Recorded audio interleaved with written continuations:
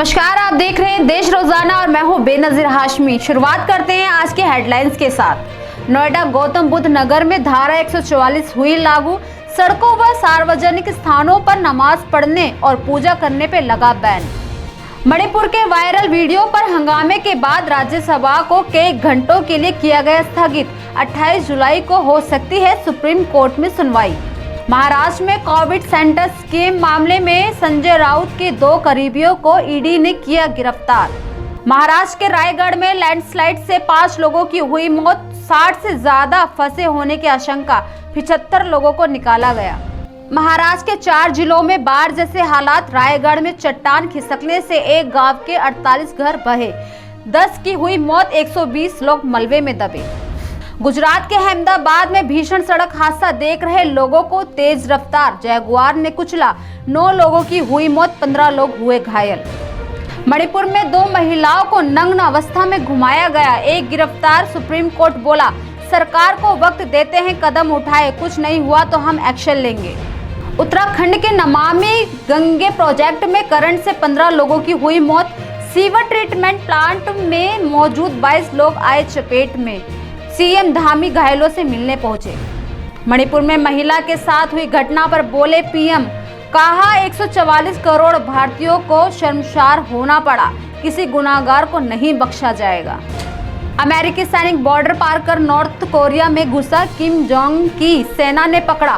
South Korea में भी 2 महीने जेल में रह चुका है सैनिक। चीन के खिलाफ एकजुट हो रहे पश्चिमी देश। अब जर्मनी भी चीन पर निर्भरता करेगा खत्म। रिसर्च में भी नहीं देगा साथ। आज सोना चांदी के दामों में तेजी। 60,000 के करीब पहुंचा सोना। चांदी 75,500 रुपए के पार निकली। अमेरिकी म्यूजियम में दिखेगा भारत का 600 साल का इतिहास। एग्जीबिशन में शोकेस में होंगे 125 से ज्यादा कलाकृतियां। 27 जुलाई को मिलेगी किसान सम्मान निधि की 14वीं किस्त। 8.5 करोड़ से अधिक किसानों के खाते में पीएम मोदी ट्रांसफर करेंगे 2-2 हजार रुपए। टाटा ग्रुप यूके में लगाएगा ईवी बैटरी प्लांट। 36.8 हजार करोड़ से अधिक का निवेश करेगी कंपनी। यूरोप का सबसे बड़ा प्लांट होगा। आज से 70 रुपए प्रति किलो टमाटर बेचेगी सरकार। दिल्ली, राजस्थान, यूपी समेत कई शहरों में सस्ते मिलेंगे अब टमाटर। कंज्यूमर अफेयर डेवलपमेंट ने दिए निर्देश। तो ये थी दिन भर की खास सुर्खियां। अब बात करेंगे हरियाणा की कुछ खास खबरों की।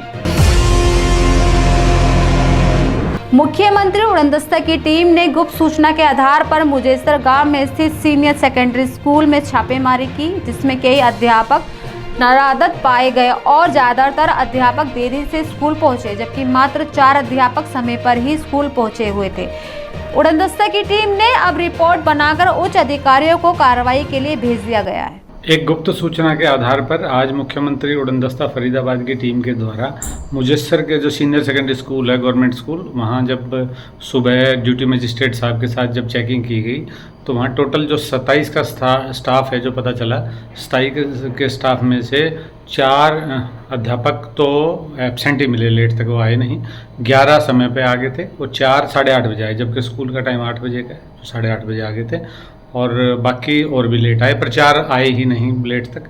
तो इस बारे में पूरी रिपोर्ट और भी जो खामियां पाई गई हैं उस बारे में रिपोर्ट बना के विस्तृत उच्च अधिकारियों को आज ही प्रेषित की जाएगी, ताकि जो भी कार्रवाई करनी है मुख्यालय स्तर पर वो डिसाइड हो सके। बल्लभगढ़ की सुभाष कॉलोनी में उस समय हड़कंप मच गया जब किराए पर रहने वाले एक 28 वर्षीय युवक को फंदे पर लटका हुआ पाया गया। आनन फानन में पुलिस को सूचना दी गई। वहीं मौके पर पहुंची पुलिस ने अधिकारियों के निर्देश पर शव को उतारकर पंचनामा कर उसे पोस्टमार्टम के लिए सरकारी अस्पताल में भिजवा दिया गया। और अब पुलिस मकान मालिक और आसपास के लोगों से पूछताछ कर रही है और जरूरी जानकारियां प्राप्त कर रही है। नाम है, कहाँ का रहने वाला है? ये गोंडा का रहने वाला है और कमल नाम का व्यक्ति है जी। और उम्र भी इसकी 26 हाँ 27-28 साल के आसपास उम्र बता रहे हैं अभी जी। तो बाकी जैसे डिटेल मिलेगी, जैसे परिवार वाले आते हैं तो वो शेयर की जाएगी। कब से किराए पर रहते थे? कोई सूचना या अकेले रहते थे, कोई और भी रहता था? पहले कोई और था इनके पास, तो इन्हीं का मित्र था, जी। तो इनको भी 2-3 महीने हुए थे आए हुए, जैसा कि बताया गया है। तो उनके ही जो है संपर्क से इन्होंने यहाँ पे आना शुरू किया था। तो अभी जिनके सौजन्य से जिसके कमरा पहले दिया था उसको भी बुलाया जा रहा है। तो बाकी तहकीकात सारी की जाएगी। तो पुलिस को क्या लगता है प्रथम दृष्टि से कि मर्डर है या फिर आत्महत्या है? चीज़ें कुछ भी हो सकती हैं, बाकी जो है अभी बॉडी डिकम्पोज हो गई है तो वो चोट का निशान ऐसे हमें नहीं दिख रहा, लेकिन डॉक्टरी जो भी होगी जैसे डॉक्टर सब देंगे जैसे चीज़ पर कुछ ना कुछ बात हो सकती है, कुछ भी चीज़ है हमें तो उसके लिए देखना पड़ता है कि जब आदमी को यहाँ पे और आसपास के भी बंदे यहाँ पर हैं और पता नहीं लगा कुछ भी ऐसा है तो क्या कारण होंगे वो अभी क्लियर हो जाएंगे जैसे ही हम इसका मेडिकल जो है पोस्टमार्टम करवाएंगे। फिलहाल पुलिस क्या जो कार्रवाई फिलहाल जो आसपास के जो है इसके जो संपर्क किया जा रहा है, इसके पास जिसने इसको कमरा दिया था उसका और आसपास के पड़ोस वालों के साथ जो है वो पूछताछ कर रहे हैं। फरीदाबाद के डीसी विक्रम सिंह ने नशा मुक्ति केंद्रों का दौरा किया। वहीं उन्होंने लोगों से अपील की कि वह नशे से दूर रहें और कहा कि नशे के कारण लोगों की जिंदगियां नर्क बनती जा रही हैं। अगर कोई व्यक्ति नशा छोड़ना चाहता है तो वो उसके लिए प्रशासन की तरफ से विशेष प्रबंध किए गए हैं ताकि उसको नशा छुड़वा कर मुख्य धारा में जोड़ा जा सके। जैसा कि अभी देखने में आ रहा है कि हरियाणा में भी काफ़ी लोग नशे की तरफ जा रहे हैं, तो इसमें मैं सभी से अपील करना चाहूँगा कि नशे की तरफ ना जाए, क्योंकि वो इवेंचुअली आपकी सेहत को भी और आपकी फैमिली को भी बर्बादी करता है। यहाँ पे फरीदाबाद में भी हमने सरकार द्वारा भी और प्राइवेट भी जो नशा मुक्ति केंद्र चल रहे हैं तो उसमें लोग आ सकते हैं। अगर किसी को लत लगी है उसको छुड़वानी है या कोई जानता है कि किसी के परिवार में या आसपास में किसी को लत लगी है तो अगर वो यहाँ पे आता है तो यहाँ पे ट्रीटमेंट की फैसिलिटीज़ मौजूद है हमारे पास में। तो रेड क्रॉस चला रही है ये वाला सेंटर, काफ़ी अच्छे से चल रहा है। कई पेशेंट से मैंने इंटरेक्ट भी करा है। इसके साथ ही मैं लोगों से ये भी आग्रह करना चाहूँगा कि अगर कोई नशा बेचता है और उनको इन्फॉर्मेशन है तो कृपया करके हमें इन्फॉर्मेशन दीजिए, तो आपका नाम भी गुप्त रखा जाएगा, क्योंकि ये सोसाइटी में जहर घोलने का काम जो है नशा कर रहा है। तो इससे हमें सबको ही बचने की ज़रूरत है, और स्पेशली बच्चों को जो यंग एज में चाहे कॉलेज जाते हैं या फिर स्कूल के बाद में या कॉलेज के बाद में, वो थोड़े नशे की तरफ भ्रमित हो जाते हैं, वो शुरू कर देते हैं किसी न किसी कारणवश या पीयर ग्रुप में भी आते हैं, तो उससे भी बचने की ज़रूरत है। गांव दयालपुर के प्राथमिक स्वास्थ्य केंद्र के 2 सरकारी कर्मचारियों में हुआ झगड़े में एक कर्मचारी गंभीर रूप से घायल हो गया। दरअसल मामला बल्लभगढ़ के निकटवर्ती गांव दयालपुर का है, जहां प्राथमिक स्वास्थ्य केंद्र के 2 सरकारी कर्मचारियों में किसी बात को लेकर झगड़ा हो गया। वहीं इस झगड़े में माली का काम करने वाले कर्मचारी के हाथ में लगी कैंची से दूसरा कर्मचारी का हाथ बुरी तरह से घायल हो गया। घटना के बाद घायल को बल्लभगढ़ के सिविल अस्पताल लाया गया और इमरजेंसी वार्ड के डॉक्टर्स ने घायल को प्राथमिक उपचार दे दिया है। साथ ही साथ मामले की सूचना संबंधित थाना पुलिस को देने के लिए मामले की MLR भी तैयार कर दी गई है। वो माली पेड़ काट रहा था, मैंने पेड़ काटने तो उसको मना किया था।